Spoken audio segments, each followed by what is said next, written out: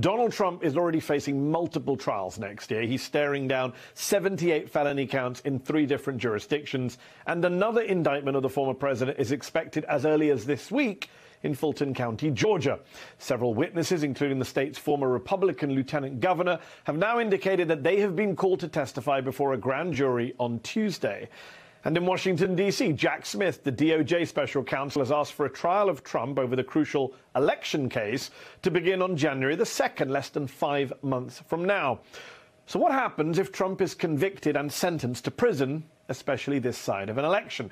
What will his supporters do? My NBC News colleague Vaughn Hilliard asked one of them at a rally in New Hampshire on Tuesday. If Donald Trump were to be found guilty by a jury, where do you see this going? Civil war, because we can't live together, obviously. Now, you might just dismiss that as the rantings of a cultish Trump superfan. Just big talk. This country's nowhere near a civil war. That's hyperbole. So have a listen to Florida GOP Congressman Matt Gaetz speaking alongside Trump himself at the Iowa State Fair yesterday. I cannot stand these people that are destroying our country, that are opening our borders, that are weaponizing our federal law enforcement against patriotic Americans who love this nation as we should. We are having a great time at the fair. We love standing with you, but we know that only through force do we make any change in a corrupt town like Washington, D.C. Only by force can we make change in D.C. That's what he said. Still not enough for you? Then listen also to what Michigan Republican State Representative Matt Maddock, whose wife Michonne, a former co-chair of the Michigan Republican Party and one of the 16 fake electors who was criminally charged last month. Listen to what he had to say earlier this month at a GOP fundraiser, per an audio recording obtained by the news site The Messenger. If the government continues to weaponize these departments against conservatives and the citizens that are the taxpayers, you know, what's going to happen to this country? Someone's going to get so pissed off they're going to shoot someone. That's what's going to happen. Or we're going to have a civil war or some sort of revolution. That's where this is going. After that audio was released, Maddock issued this statement to The Messenger, writing that he was simply exercising his right to free speech in the privacy of his own home.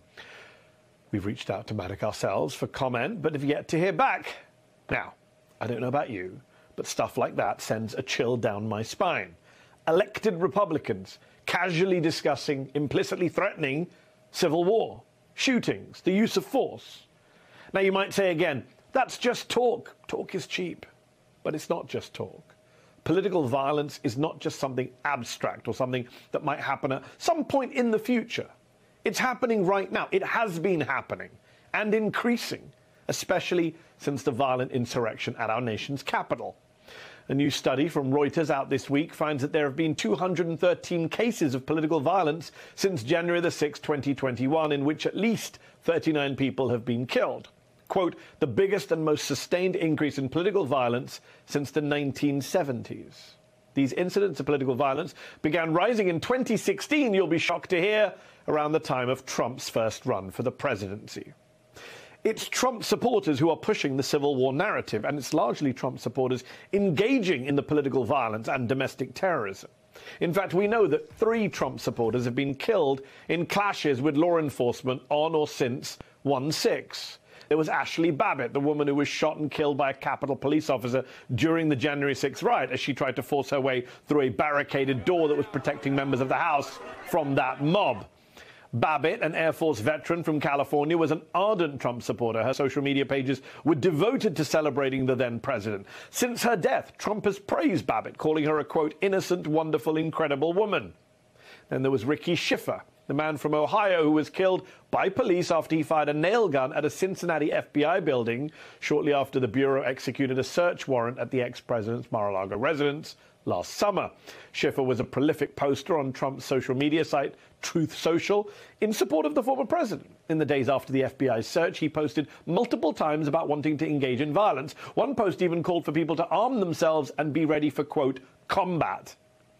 And then there's Craig Robertson, a Utah man who was shot and killed during an FBI raid earlier this week on Wednesday morning after he reportedly pointed a gun at agents. The FBI was attempting to serve Robertson with a search and arrest warrant for posts he allegedly made online threatening to kill President Biden and Manhattan District Attorney Alvin Bragg. Robertson was a self-described, quote, MAGA Trumper and was observed during FBI surveillance wearing a hat emblazoned with the word Trump. Now, we can't prove, of course, that Donald Trump inspired these people to commit or threaten to commit acts of violence, but what we do know is that these three people echoed Trump's rhetoric and believed they were fighting on his behalf against his enemies in the legislature, in the judiciary, in law enforcement. They were radicalized. And they're not alone. One recent study from Professor Robert Pape at the University of Chicago found that from April 6, 2023 to June 26, 2023, Americans agreeing that the use of force is justified to restore Donald Trump to the presidency increased from 4.5% to 7%, or the equivalent of an estimated shift from 12 million to 18 million American adults. In a moment, I'll speak to Professor Barbara F. Walter from the University of California, who is an expert on civil conflict, author of the book How Civil Wars Start. She says we are closer to civil war than any of us would like to believe.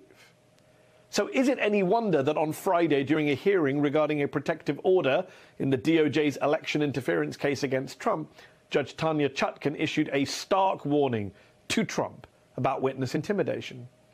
Chutkan told the ex-president's attorneys that even, quote, arguably ambiguous statements could be considered an attempt to, quote, intimidate witnesses and would therefore trigger the court to take action. She's clearly worried, and we all should be.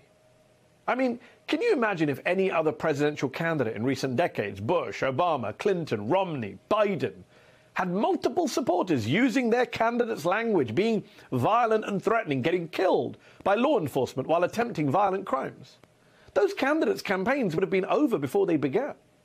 But with Trump, we shrug. We accept it as just the way things are now. We should not. We cannot. We have to call it out. We have to condemn the violence and the incitement of violence. We have to take steps to prevent it from escalating out of all control.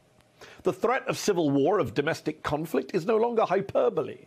And so we just cannot afford to normalize political violence and the threat of political violence in this country just because Donald Trump benefits from it and the Republican Party seems totally fine with it.